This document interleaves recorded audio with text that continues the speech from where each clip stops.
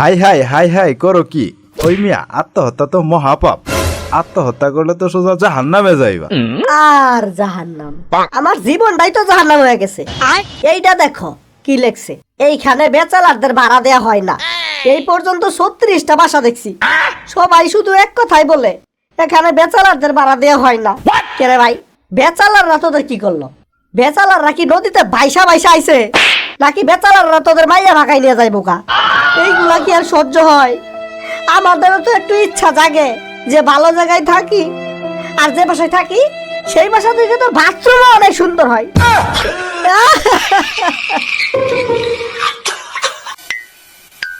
ওই মিয়া তাইলে বিয়া করো, বিয়া কইরা এগুলা বাসায় থাকো। আর বিয়ে, নিজের পড়াশোনার চাপ, রান্নার চাপ, অফিসের কাজের চাপ, তার মধ্যে বেতনও কম, আর দুর্নীতি। মাশাআল্লাহ সুবহানাল্লাহ, এই দুর্নীতির কথা যত কম করা যায় ততই ভালো। আত্মসম্মান বোধ বলে কিছু আছে তো নাকি? এই দুর্নীতি তো এখন প্রাইভেট কোম্পানিতেও ঢুকে গেছে। যারা নিয়মিত অফিসে আছে, নিয়মিত কাজ করে, তাদের প্রমোশন হয় না, বেতন বৃদ্ধি হয় না। করে কার? যারা ভালো করে সারের তেল মারতে পারে। যারা দেরিতে অফিসে আসে, অফিসে ফ্রি ফায়ার খেলে। আর এত কম বেতনে কি আর কেউ মাইয়া বিয়ে দিব? আমি আমি এই জীবন আর রাখবো না, আমি মরবো, আমি এক্ষুনি মরবো। আরে থামো মিয়া, বুঝছি তোমার পরিস্থিতি। আজকে শুক্রবার আছে, চলো আল্লাহর কাছে যায় দোয়া করি।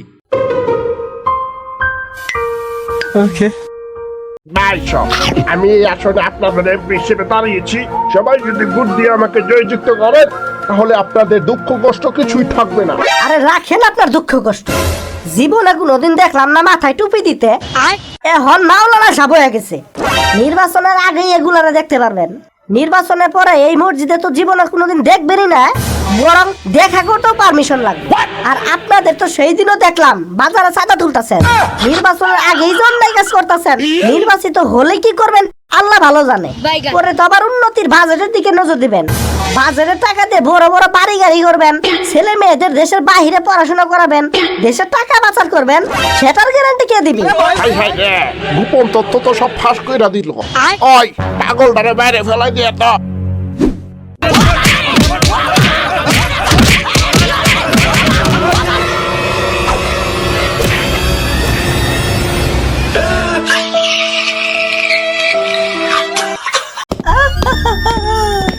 সত্য কথার ভাত নাই এই দেশে, না আমার সাপোর্টটা দিল না।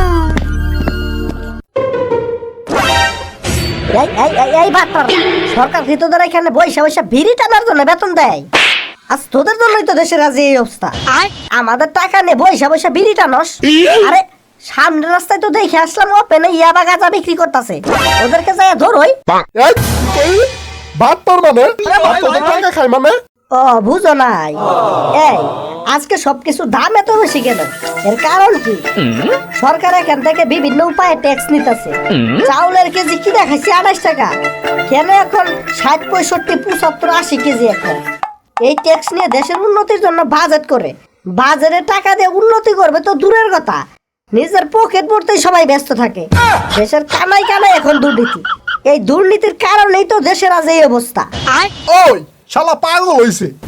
ওই ওরে ধর তো, পাছাই কয়টা গরম দিন দিলেই না শিক্ষা হয়ে যাইব। ওরা নিয়ে চল।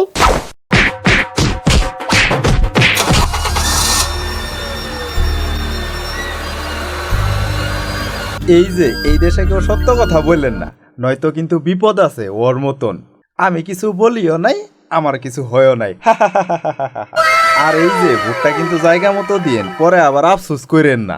আমাদের ভিডিওটা কেমন হয়েছে অবশ্যই কমেন্ট বক্সে জানাবেন ভাই।